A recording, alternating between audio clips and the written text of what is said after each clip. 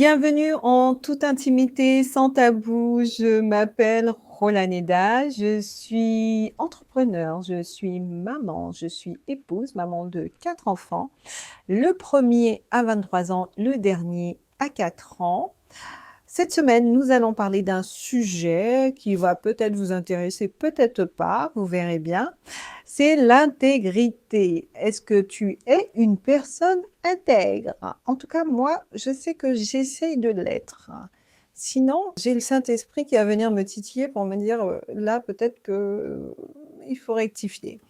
Donc, si ça t'intéresse, installe-toi et puis on va échanger. Et puis, n'hésite pas à t'abonner, à mettre un j'aime, à partager, à mettre un commentaire et surtout à allumer la cloche. Tous les vendredis, il y a un podcast et que je partage.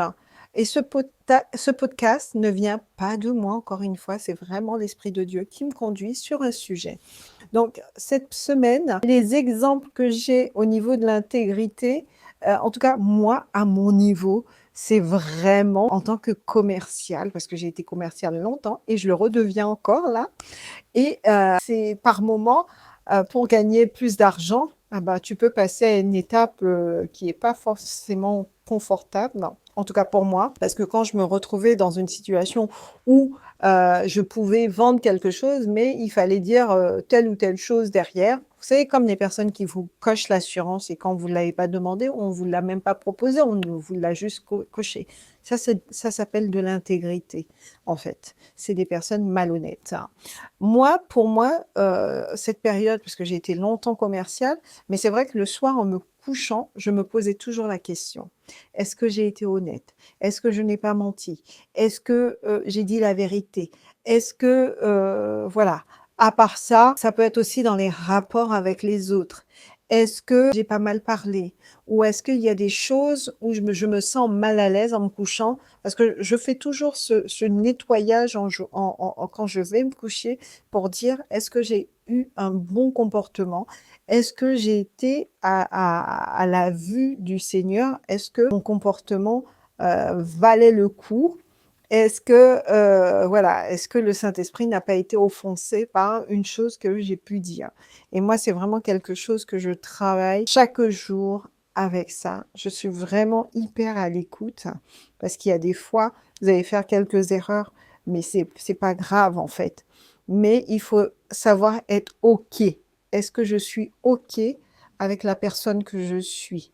Et l'intégrité est hyper importante pour certains métiers et surtout quand vous êtes derrière une vidéo parce que vous en voyez beaucoup là ces temps-ci, le e-commerce à droite, le e-commerce à gauche, le e-commerce.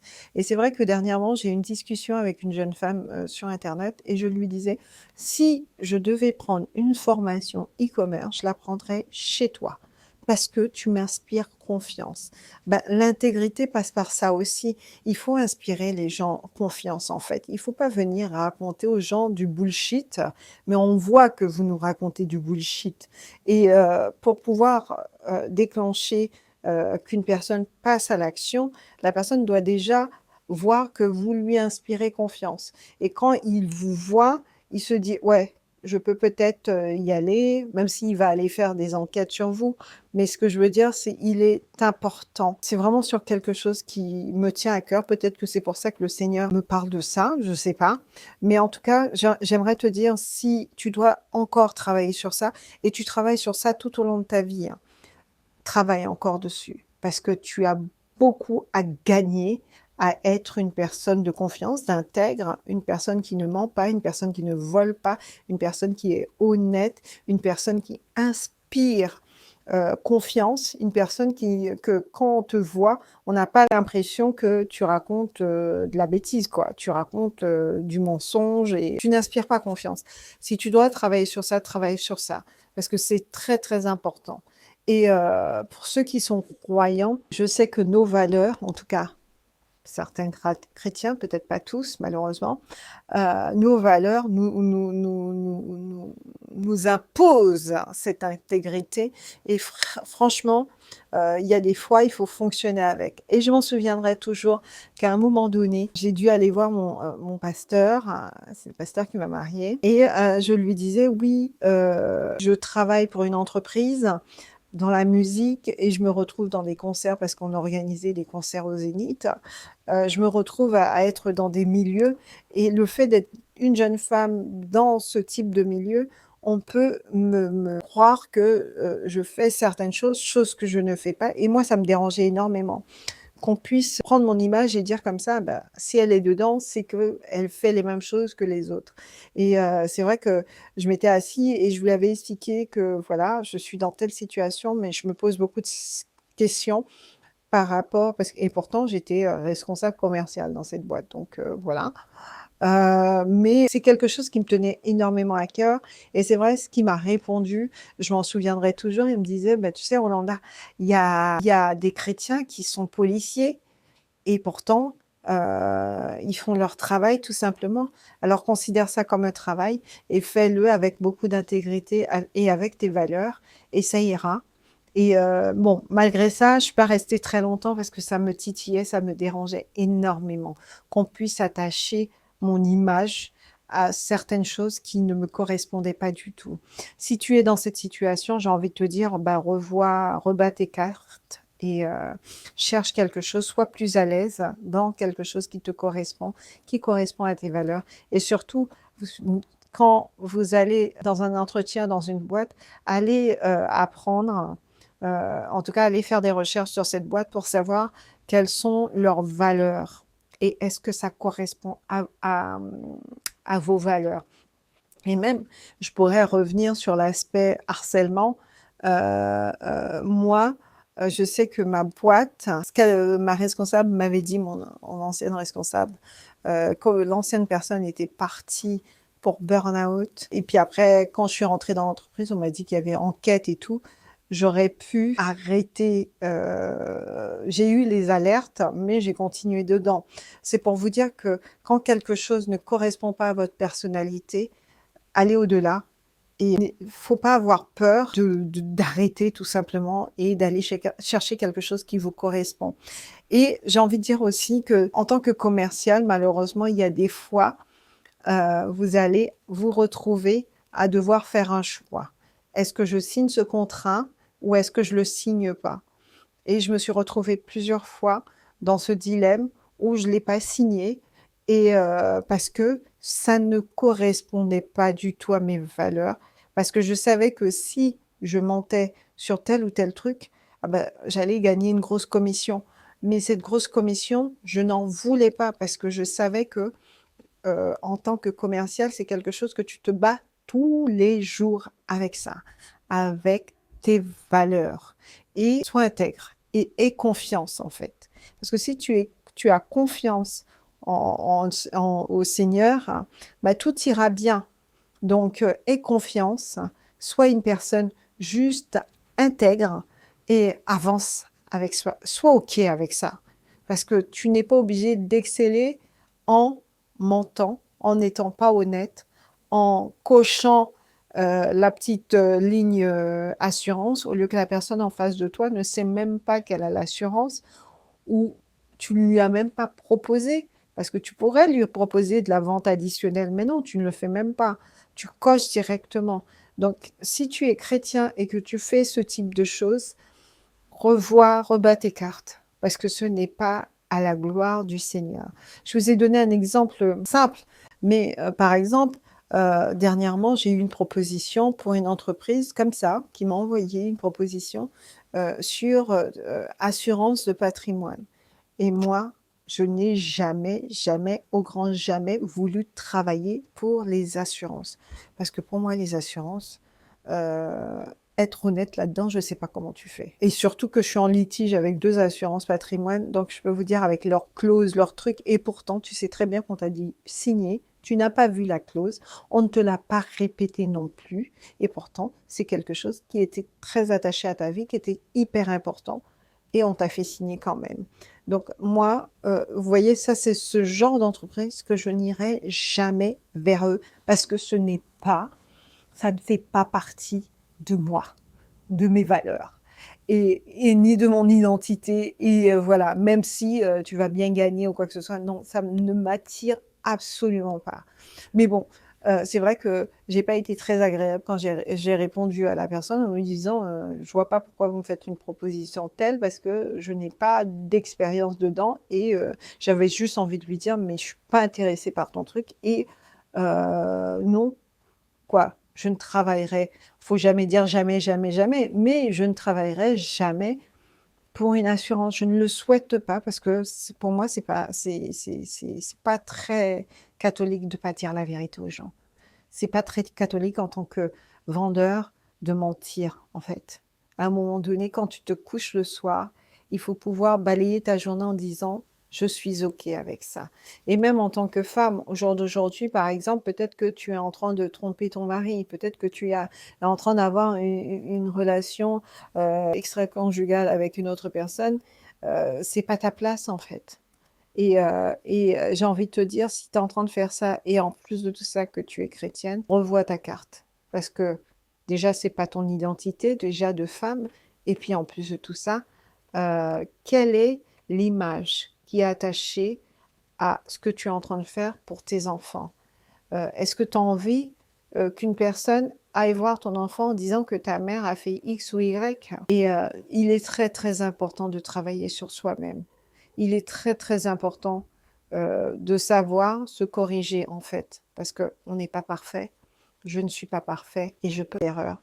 Mais par contre, quand je vais me coucher, il faut que ce que je pense, ce que je dis avec ma bouche, correspond à ce que je pense. Et on a souvent tendance à me reprocher que moi, je dégaine le non tellement rapidement parce que tu vas me demander un service, je suis pas la personne, je suis serviable sans être très serviable, donc ça dépend. Je peux être très, très serviable, mais je n'aime pas avoir l'impression qu'on veuille m'utiliser ou j'ai pas le temps et ça va être vraiment très, très rapidement un non.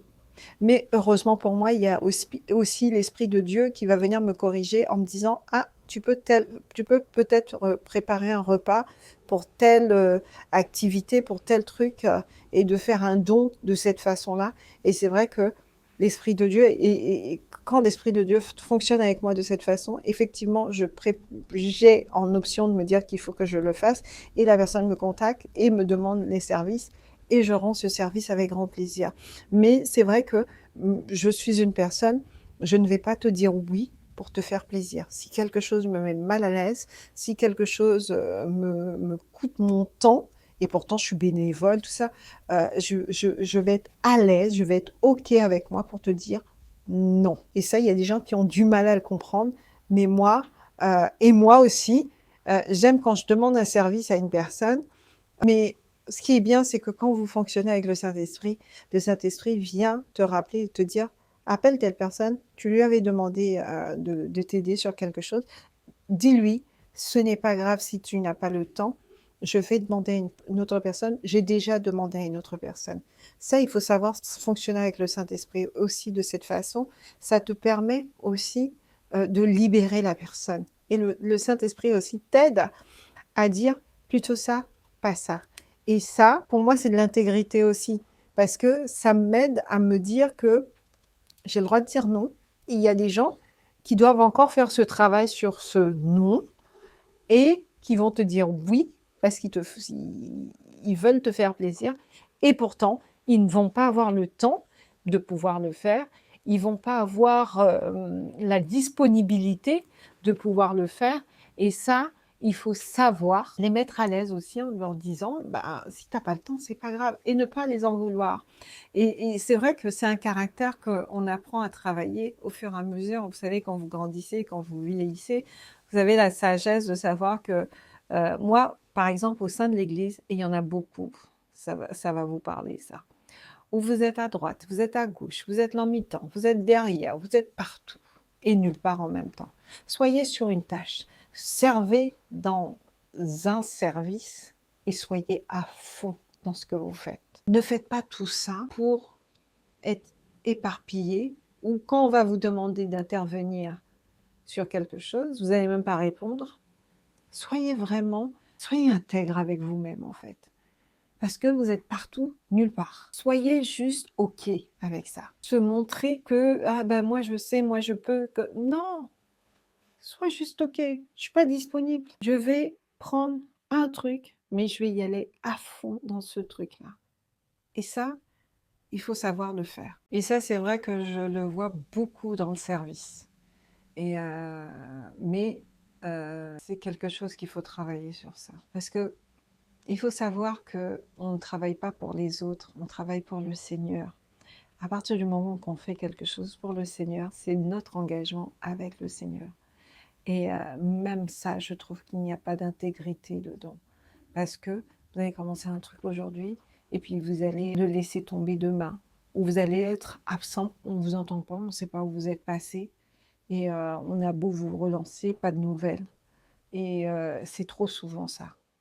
Et franchement, toutes ces conduites-là, c'est pas de l'intégrité, c'est pas de bonnes valeurs, c'est pas des exemples en fait.